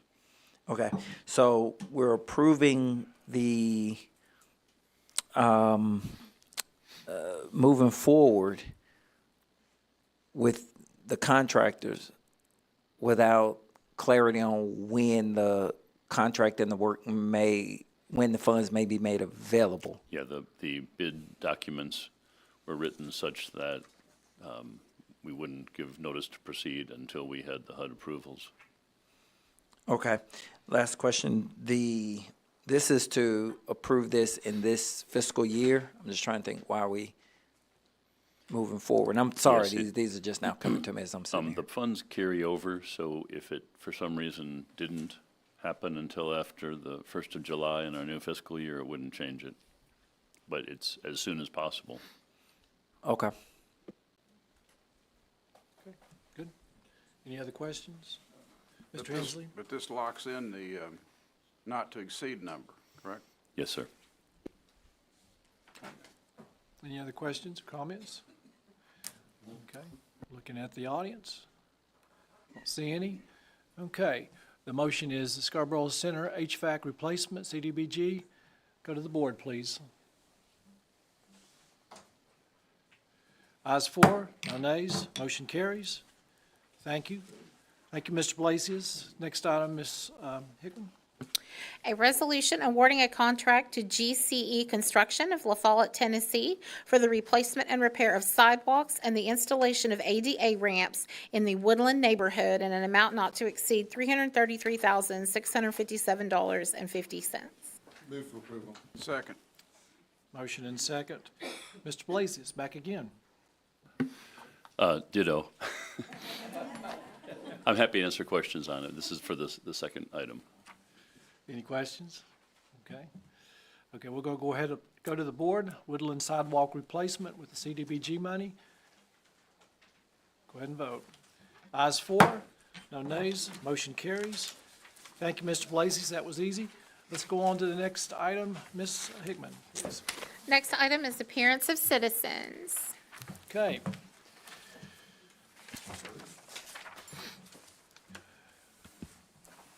At this time, citizens shall be permitted to address city council about matters that are not on the formal agenda. Any citizen wishing to do so shall raise their hand and proceed to the public lectern. And after recognition by the chair, state your name and address and the purpose for his or her appearance before council. Comments shall generally be limited to 3 minutes and shall relate to matters of city business. They shall not generally result in a formal response or action at this time of the presentation because in most cases, neither council nor the staff will be prepared to respond effectively. However, the chair may answer questions or direct the city manager to do so, or the city manager may be requested to work with the citizen to effect resolution of the matter. Statements that are purely political in nature will not be allowed, such as campaign speeches or announcements of candidacy for office, nor will announcements of a civic or social event that is unrelated to city business. At this time, if we have anybody who would like to address council, you'll come on up. We've got several people, so. Yes, ma'am? And just state your name and address. I'm Jill Ray. I live at 16 Rivers Run Way in Oak Ridge. I'm here tonight with a small representation of a large group of people who are interested in our pickleball community in Oak Ridge. We are here to inform the city that we think we need a pickleball facility in our city. The only courts that are available to us right now are the 8 tennis courts at Jackson Square. They've all been lined and demarcated for pickleball. The only other courts available to us are at the high school. A few of those have also been lined and demarcated for pickleball, but at the present time, they're unusable because they're in such a state of disrepair. So we have a few people here tonight that are going to speak. We've done some research. A lot of the communities in the surrounding area have recently built pickleball facilities, and so we've got some information about that we'd like to present to you all tonight. And I also have a few photos of some of the recent facilities that have been built, if I can hand them out to you. You may pass those out, yes. Okay. The top one is a combined pickleball tennis facility in Athens, Tennessee. The bottom 2 photos are photos of a brand-new pickleball facility in Harriman, Tennessee. Thank you. If you'll give her the extras for the other council members, please. Thank you so much. And if I could, would it be okay if all of the people that were here tonight to support this stood up? That would be fine, yes. Okay, so everybody that's here to support pickleball tonight, please stand up. Thank you. Thank you very much. Yes, sir. State your name and address. Brian Drain of 15 East Pinnacle Way, Oak Ridge. I'm just going to be brief. I know your time is precious. The reason we're doing this is really the issues. I don't know if any of you guys have ever played pickleball. But right now, we're using a combination tennis court pickleball. It's really a tennis court that's been demarked to use pickleball. It's not really good for pickleball, and it's not really good for tennis because it's just confusing when you got two sets of lines there. So it would just be nice to have some real pickleball courts. So you've got the line issues there. A tennis net is what we use, and a tennis net is different than a pickleball net. It's higher, it's wider, and so what we're doing is we're compromising the game of pickleball. Yeah, we can play pickleball there, but it's not true pickleball there. And then we get into a little bit of a competition there with usage. The tennis players want to use it for tennis, and the pickleball players want to use it for pickleball. And when the high school has, an activity there, we have to kind of just scurry away so that they can use it, which, that's fine, but, we all got to share it a little bit. And I guess last, like I say, the biggest thing, it's tennis courts we're using for pickleball. And the last one, I'll just say, it's a little bit whiny here, but I'll bring it up anyway. When you go and play pickleball at a pickleball court, you use one ball because you've got fences around it. The pickleball court is so much smaller than a tennis court. So when, ball gets past you or gets to this side, you can go over there and pick it up and continue on your game. And when you're playing it over at Jackson Square on a tennis court, when the ball gets past you, it's kind of a few hundred yards away, so you got it. So what we end up doing is we take 24 balls and we have them laying there in frisbees, so that when a ball gets past us, we go over there and pick up another ball. Yes, that's a little whiny. I apologize, but it is inconvenient and it disrupts the flow of the game. So that's the issues we have with playing on tennis courts. Thank you. Thank you. Yes, Mr. Hammond? Just a couple quick questions so that the folks who come up after maybe talking about the same thing can kind of fit this into what you're sharing. And I will say this parenthetically, my wife drugged me out on the pickleball court, and it took me forever to get off that court. So I don't know if I'm going to be adding them because I might end up being back out there. But anyway, a couple of things though. Is there not a pickleball court at the senior center? Or is there's not one at the senior center? Okay. We have pickleball Civic in the Center. gymnasium when there are no summer camps, and that's not full-time, but it's several hours a week, every day of the week when there are no camps in there. We do indoor, and I think we've got 6 indoor when we do that. Okay. And Yeah, we'll have to do the talking from the podium, please. Thank you. right. Okay. So I did want to see, and thank you I meant Civic Center, and there's no pickleball at the senior center. And then also, I guess, is the sentiment and the thoughts, you're looking for new courts to be built for pickleball? Dedicated pickleball courts, yes, sir. Any thoughts on where you're leaving it up to us to find them? Or you got thoughts we on? have some suggestions. One of our Okay. folks will bring that up. Okay. Last question. Are there any existing tennis courts as well that you're saying, hey, it may be helpful for these to be made, or much like Jackson Square was? Those started out as tennis courts and then were converted into pickleball courts. Or are you saying, hey, we're not worrying about any of the existing tennis courts, or? Well, there's some issues, as Brian said, that you're sort of doing a compromise. You need to state your name and your address. I apologize. My name is Tony Walsh. I live at 20 Riverside Drive over on the east end of town. Okay, thank you.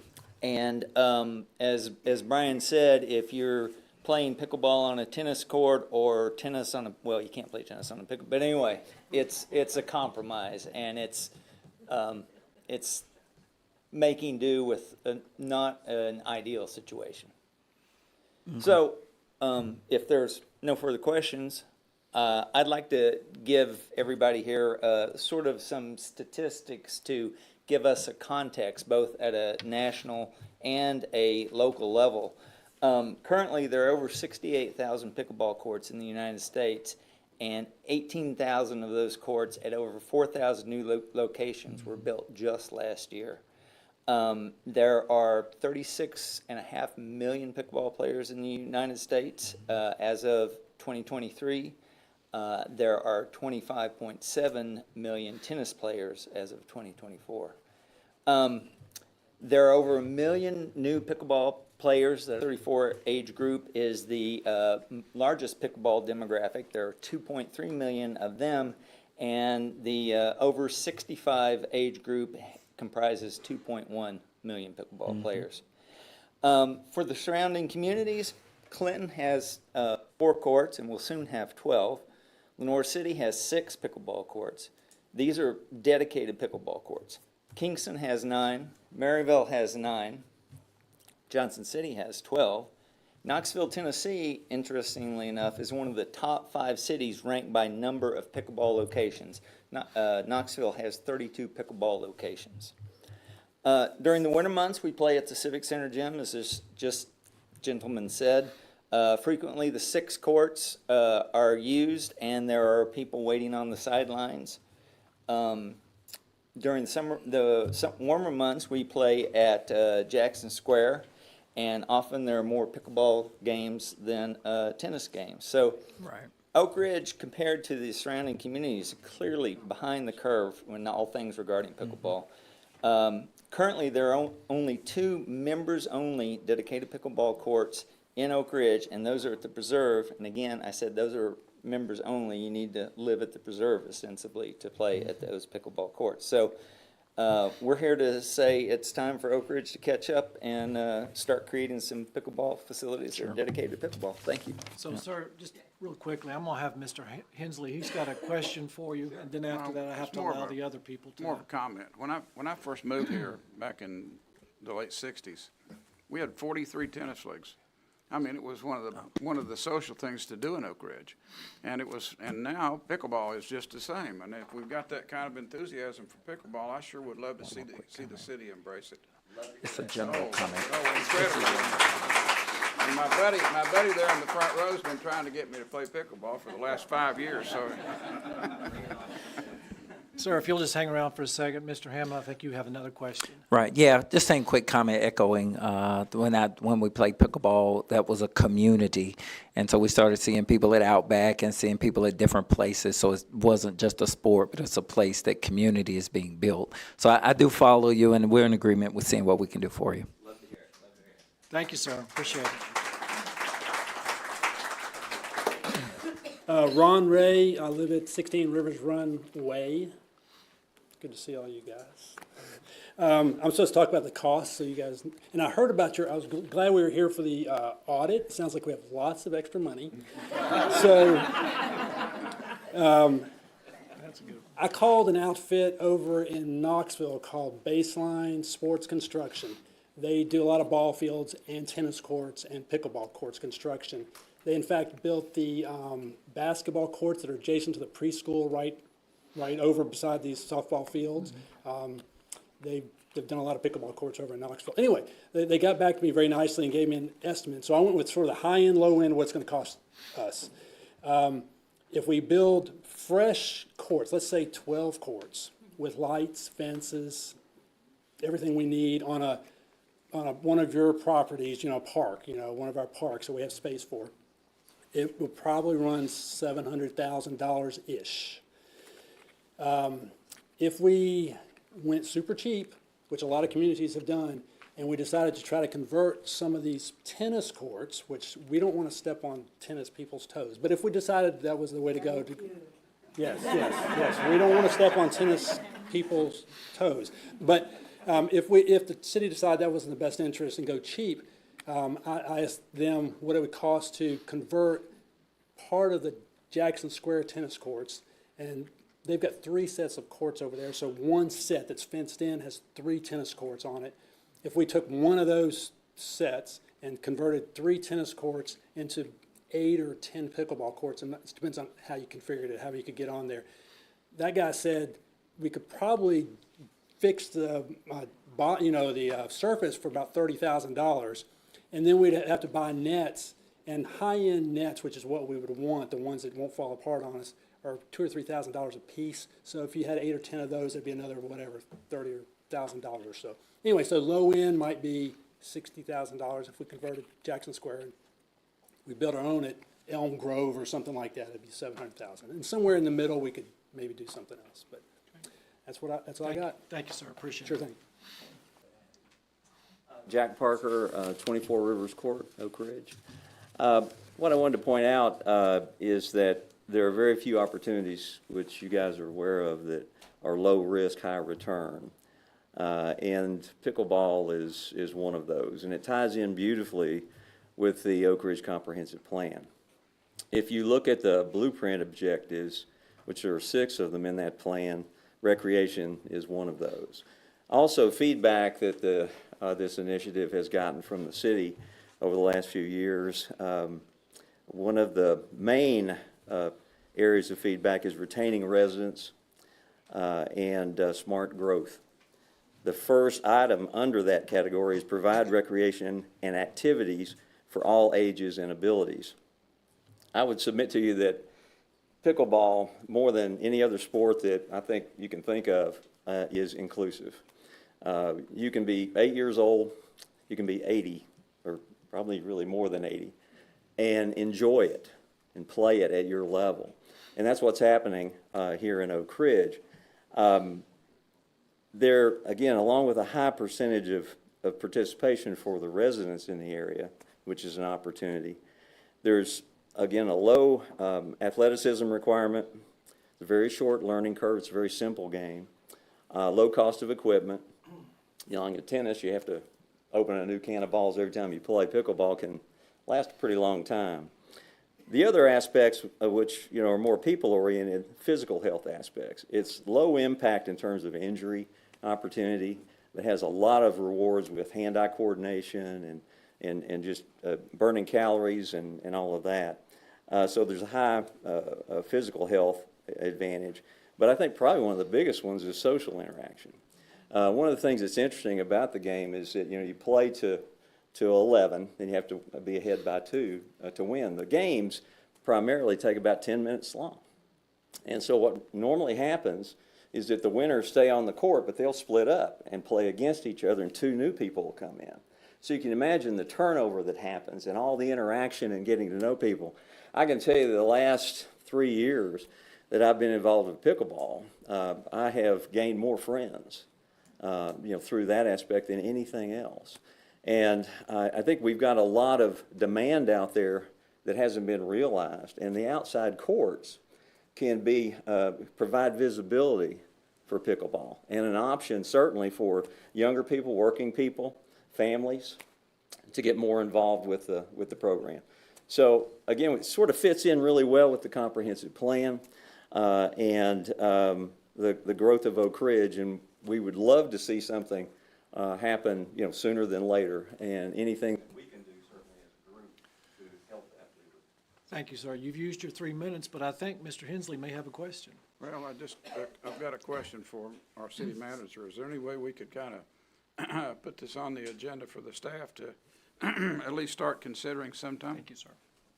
Absolutely, and what I'll say is, this is like everything else that you'll hear me say when it comes to how do we plan for this, and the answer is we need a comprehensive plan that looks at all the uses. I know that the high school is using Jackson Square now, and I understand the courts at the high school are all messed up. This is no doubt a quickly growing sport. The good news is we're getting ready to do a recreation master plan. It will be much like the comprehensive plan. There's an RFQ out right now, so hopefully in the next month or 2 we'll have somebody selected. I'd like to look at it holistically. How many courts do we need based on demand, and where would be the best locations for those? So I think it's great timing. I think it needs to be put in with all of the other things that we've got to do and pay for, and I was asked about putting a bubble over the tennis court when I spoke to the League of Women Voters last week.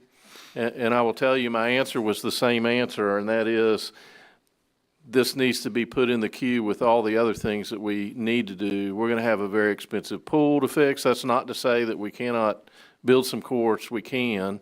There's no doubt about that, and we need to. But we need to look holistically at all of these things, and we may have to pace ourselves as we grow into this growing sport. And there's no doubt that it is growing.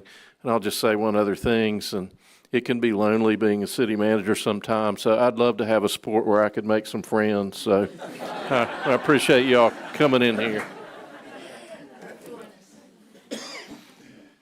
Thank you, Mr. Heyman. On the subject of pickleball, excuse me, I got another city. No, just real quick. Yeah, go ahead.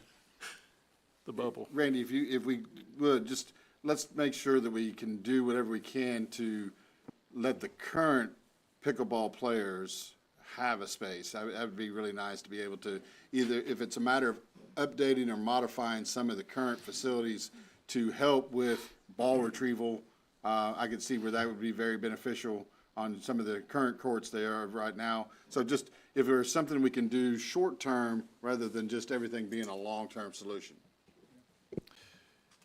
Any, Mr. Quick Hammond? question. I know that there's some conversation about the high school courts being in disrepair. Can you touch a little bit on the status of those? And does that fall with, I'm not sure who that falls on or what that is, but. Yes, you've got two different sets of courts over at the high school. Right. One of those, because of the failure of the substrate, is a complete tear out and start over. Another set needs lighting and resurfacing and everything else. The truth is, both of those would require pretty extreme investment.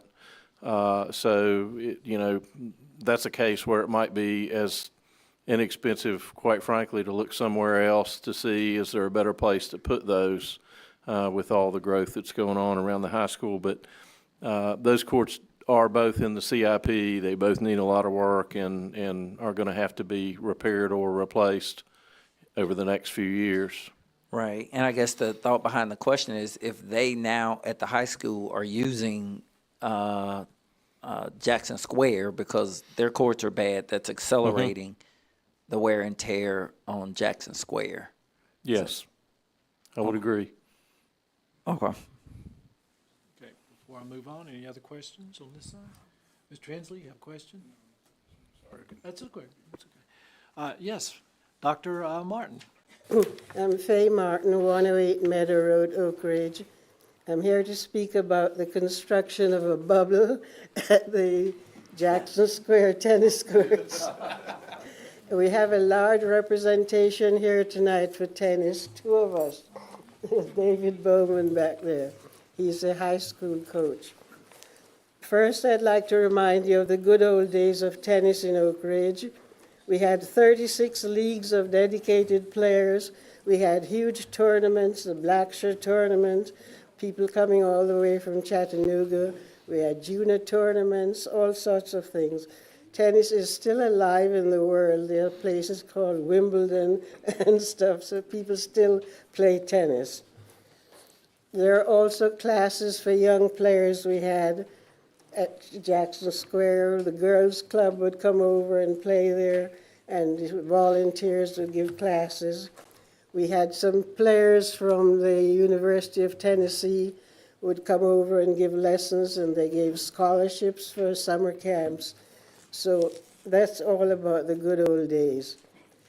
The reason for a bubble is that we have cold winter days here sometimes in Oak Ridge, and players have to bundle up in 3 layers of sweatshirts to play, but they still play. They're very keen. We also have hot days too. If you had a bubble, you could have a fan inside there. It was a pleasure to see the high school players out there the other day having tournaments. The streets were lined, cars on either side of the road. Parents were there watching, and all sorts of people were there. So tennis is still alive in Oak Ridge. Some of the objections are the cost, the electricity for heating and cooling, and the operating staff for a bubble. I did a Google search and it said tennis bubbles typically range in price from $5,000 to $30,000. Of course, it's more cost effective than building a whole building, which would be, $1 million to $2 million. It depends on the size and the material and climate control factors. Mr. Hensley on City Council plays tennis. He's in charge of finding out details on buildings. Somebody asked me to mention the Thursday night dances at Jackson Square. They could also dance in a bubble. They would benefit from that. I have seen the Recreation Department do some valuable work there. There were some benches that had nails sticking out, the wooden benches, and somebody complained, and within 2 weeks we had big iron benches. So the recreation people do some work. Well, this is my last time talking about the bubble. It might not happen in my lifetime. Some people know next month I'll be 90 years old.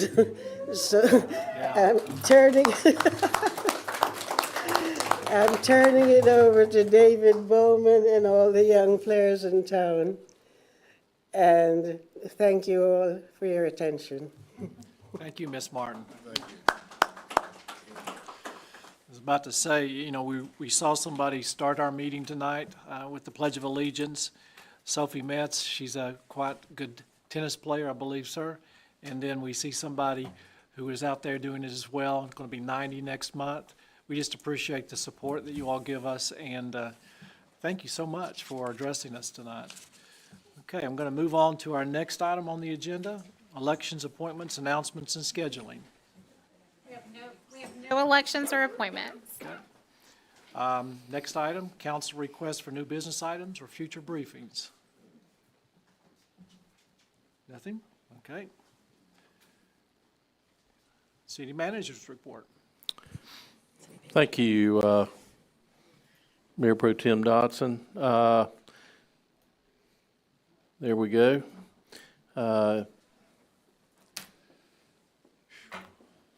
Okay, you can scroll down one.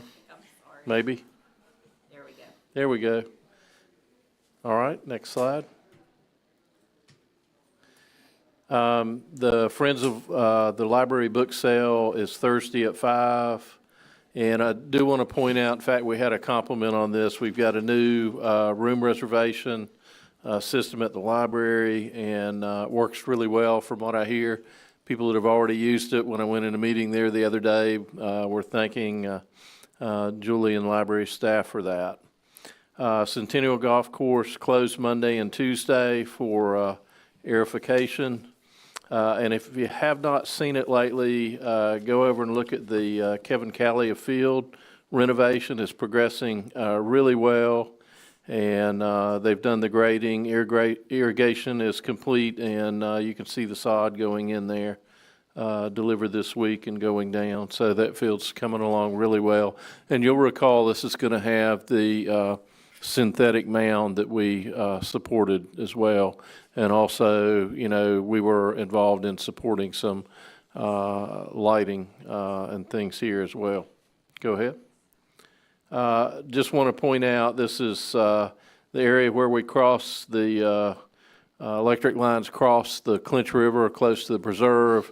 When we talk about resiliency and reliability, we've replaced these 2 poles that were wooden poles with metal poles, 2 on each side, and also we put up the barricade right there so that those poles are protected. Staff is working on with our consultant on the comprehensive plan. We had a very good, I was surprised at how much people participated in the digital meeting, and then even more so in the in-person meeting where we had around 100 attendees come out to the high school. That staff did a fantastic job with engagement and pulling information out of people. That information will be available to you in the next several weeks. It's all being put together right now, and you'll start to get glimpses of some of the feedback that we're getting from folks as the process continues. The clerk's office had training for newly elected board and commission members. You can see there, and they received an update on projects and plans from me and some information from our city clerk on their new positions. I've been speaking here lately and happy to point out that we now have 18 boards and commissions that are all operating because you all appointed the Arts, History, and Culture Alliance not too long ago. So we've got 18 of them now. We had and there is their meeting actually in the library. So pretty good looking group. Got a lot accomplished on their first meeting, and they've got a long road ahead, but I think they've got good plans, and they're going to be doing a lot of planning and coming up with ideas. Our fire department had 334 calls in February. And you know, if you don't know how much EMS calls, how many that we get, you'll see of that total, 65% was related to EMS calls. Finally, just a last slide to say, I brought this up at the last manager's report. We're still working with Carbon Rivers on those code violations. 6 of the 13 building code violations were corrected. And on the 27th, there was an AHO citation for the remaining 7 violations, fire prevention violations. The one that really concerns me is we requested that hazard analysis back in 2023, still have not received that. So 12 of their 23 violations have been corrected. The remaining 11 of those will be referred to municipal court if they're not corrected by March 17th. So that's an ongoing process to get that area cleaned up and in shape where we can serve it with fire protection and do all the things that we need to do out there. Finally, we had our reception for Janice McGinnis, who retired last week after 38 years with the city, and she is doing great. She is, you know, those of you may know she had a hip replacement. She's doing fantastic. Shocking. She's just up and about and doing fantastic. So we want to thank her for all that she's done. One of the things that was mentioned earlier is the fund balance this year grew a little bit again. Janice has done a great job keeping us on track with that over the years, and just want to thank her and wish her well in retirement. I think this is our last slide. These are our new city employees for the month. You can see several in the fire department and in public works. And it was interesting today, I don't know if you noticed that we had an intern who's getting ready to go in police academy, which is awesome. So really excited about that. But these are all of our new folks, and we also have a promotion there. Wade Cordell, Parks Maintenance Crew Chief, was just promoted. So congratulations to him. And I believe that's it. If you've got any questions, I'm happy to take them. Mr. Holt? I'd just be remiss I'd have to answer very, very early in the morning that if I didn't say, as friends of the library, buy books, buy often. Because I have to answer that before coffee in the morning, so, and Julie, you know who I'm talking about. Any other comments? That was good.